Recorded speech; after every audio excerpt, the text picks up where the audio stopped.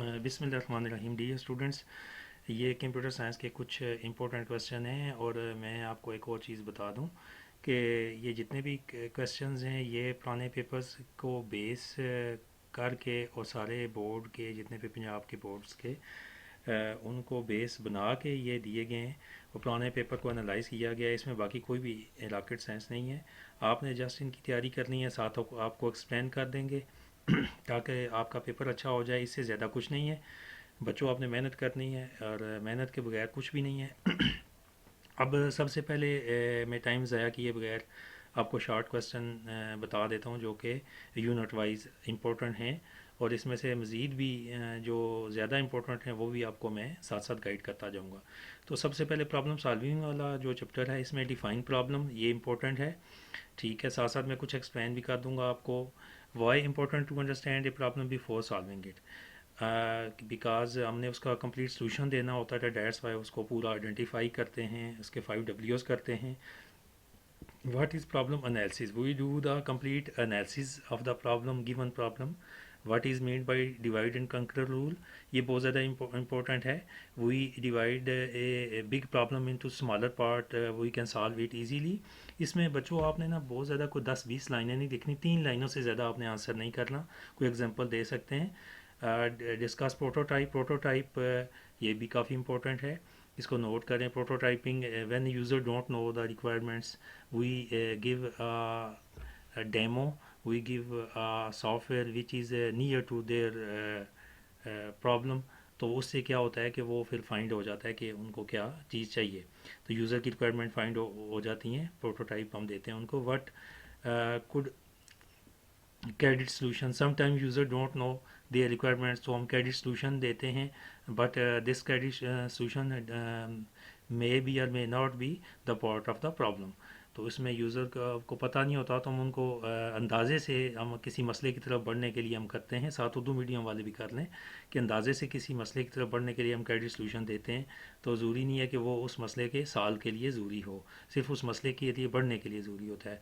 आओ best solution is selected from multiple solution. हमारे पास बहुत से सोल्यूशन होते हैं but we choose which one which have less memory usages and less steps. तो इसको हम डिफ़ाइन करते हैं। ये भी इम्पोर्टेंट है, इसको आप करें define flow chart.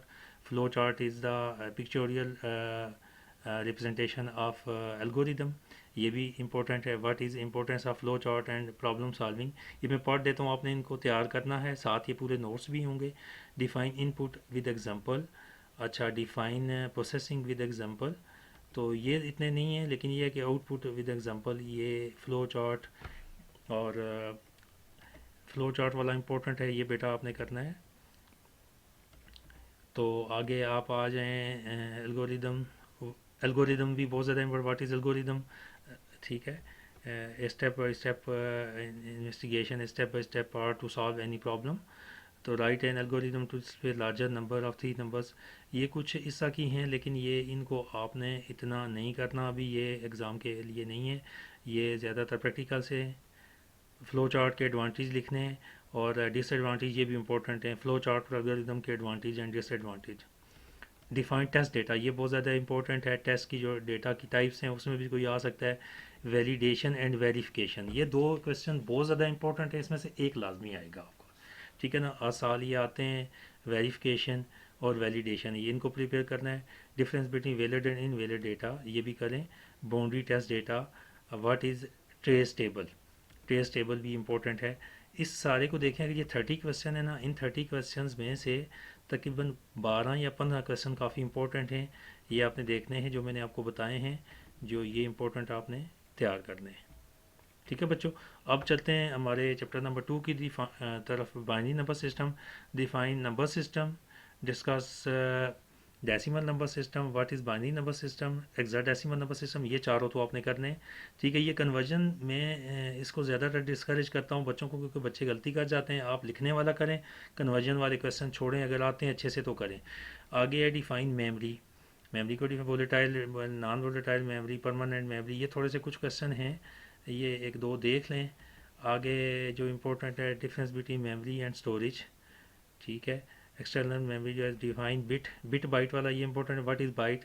8 bits makes 1 byte. ठीक है, boolean proposition, logical, and gate और नॉट गेट वाले ये 3 क्वेश्चन आपने लाजमी करने हैं। ये लॉन्ग भी आ जाता है, बहुत लाजमी करना है ये, ठीक है बच्चों।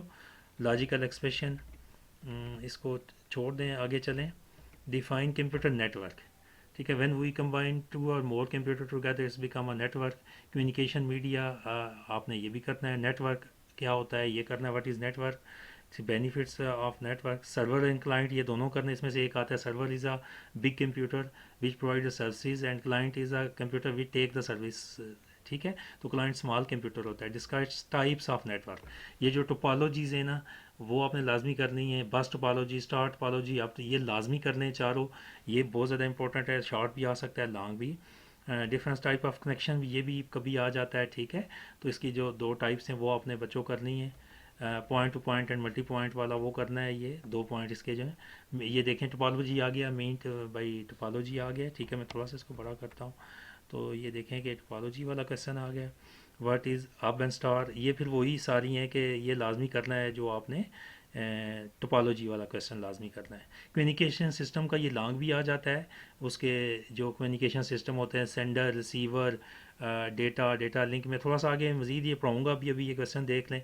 आगे प्रोटोकॉल है, protocol is a set of rules between devices. तो ये बहुत ज़्यादा FTP HTTP ये प्रोटोकॉल बहुत ज़्यादा ज़रूरी है। WWW वर्ल्ड वाइड वेब, ठीक है। डिस्कस एड्रेस, IP एड्रेस जो होता है ना ये भी बहुत इंपॉर्टेंट है। स्टैटिक IP एड्रेस और डायनेमिक, ये दोनों करने हैं बच्चों आपने रेडी। आगे डेटा एंड प्राइवेसी, हम डेटा को किस तरह से प्राइवेट बना सकते हैं, अनऑथराइज यूज लोगों से बचा सकते हैं, ठीक है। डेटा की प्राइवेसी क्यों ज़रूरी होती है, क्योंकि आपके लिए डेटा बहुत ज़्यादा इंपॉर्टेंट है। डिफाइन प्राइवेसी, तो ये आपने बच्चों इसको भी करना है, ठीक है। ये ओपन सोर्स सॉफ्टवेयर इसको छोड़ दें। डिस्कस सॉफ्ट लिफ्टिंग, ये भी करना है। What is mean by fishing. Patent, patent कोई भी आपका जो रिसर्च कर रहे होते हो तो जो आप उसको पेटेंट करा लेते हो ताकि कोई दूसरा बंदा यूज़ ना कर सके, ठीक है। ये भी करना इंपॉर्टेंट है। जिस कॉपीराइट लॉ करना है, बहुत ज़्यादा इंपॉर्टेंट है। आगे आ जाएं। डिस्कस डेटा ब्रोकर्स, ठीक है। आगे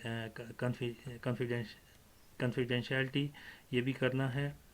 और कुकीज़ क्या होती हैं, ब्राउज़र के अंदर होती हैं जो वेबसाइट में। डेटा इनक्रिप्शन बहुत ज़्यादा इंपॉर्टेंट है, गिव एन एग्जांपल। और ये साइबर साइबर क्राइम क्या होता है कि ये करना है, बहुत ज़्यादा ज़रूरी है कि when somebody someone do crime and use the computer network is called cyber crime. Hacking क्या होती है, हैकिंग कोई पर्सन हो सकता है, एक पर्सन इज रोबोट विच क्या करता है कि हैक कर लेते हैं आपके सिस्टम को, आपकी इंफॉर्मेशन को चुरा लेता है। डॉस ये एक अटैक होता है जिसमें क्या होता है कि आपकी वेबसाइट सर्वर से वो किसी को खोलने नहीं देता, ठीक है। इसके लिए मैंने आपके लिए ये लगा, ये लिखा हुआ है डिफाइन अटैक, इसको डॉस भी बोलते हैं, ठीक है। डायनेल ऑफ सर्विस, यानी कि आपकी वेबसाइट बिल्कुल ब्लॉक हो जाती है, कोई खोल नहीं सकता, ये होता है, ठीक है।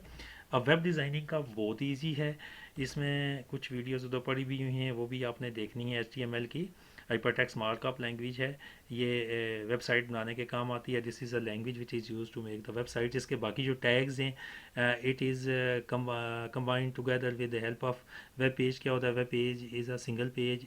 एक क्वेश्चन ये भी आता है, what is difference between web page and website.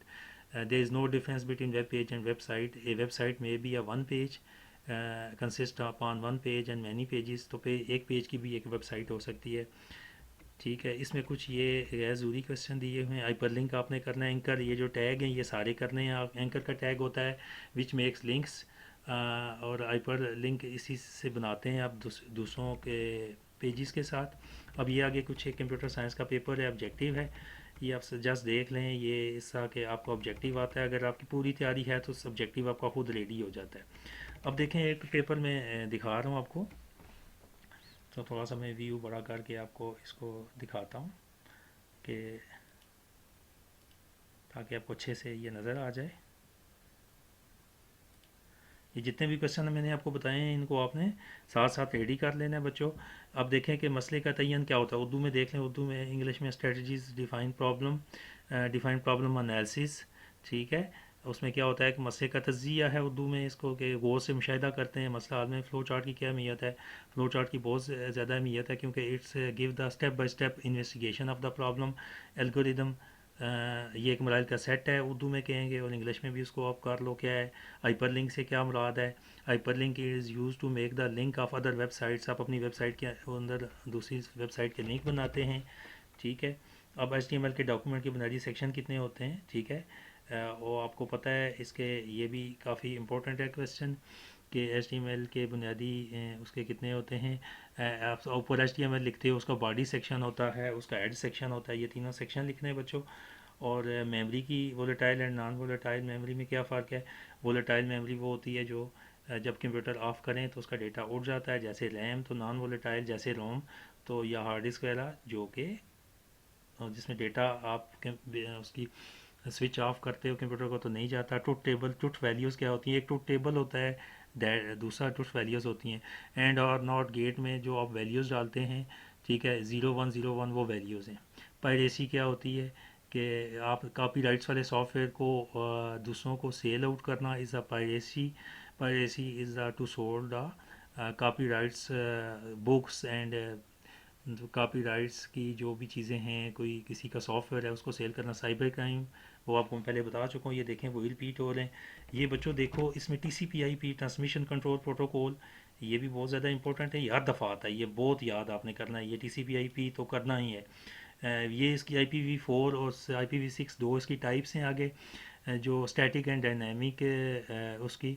अब क्या होता है कि जब भी आपका कंप्यूटर या मोबाइल से इंटरनेट के साथ कनेक्ट होते हैं तो सर्वर उसको एक ख़ास किस्म का नंबर असाइन करता है, that is called address, IP address.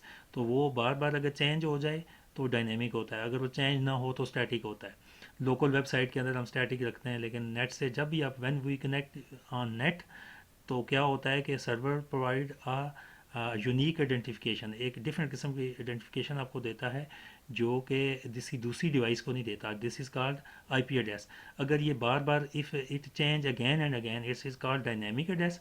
If it is not change again and again it is called static IP address.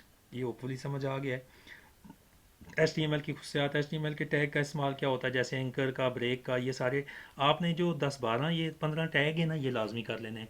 जैसे फॉर्मेट का टैग है, इसके अलावा आपके HTML में अब ब्रेक का टैग है, पैराग्राफ का टैग है, एंकर का टैग है, फिर आपकी कोई इमेज का टैग है तस्वीर लगाने के लिए।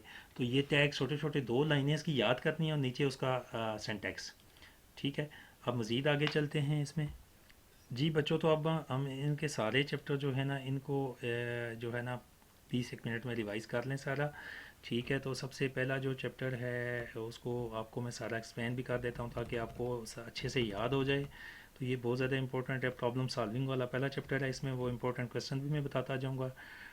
वेरिफिकेशन, वैलिडेशन, ये नीचे देखो आ रही है, ठीक है। अब देखें कि मसले का मसाइल काल क्या होता है। मसला, मसला का तयन, मसला को समझना, हदबंदी, क्रेडिट सोल्यूशन, ये इसकी ज़रूरी चीज़ें हैं।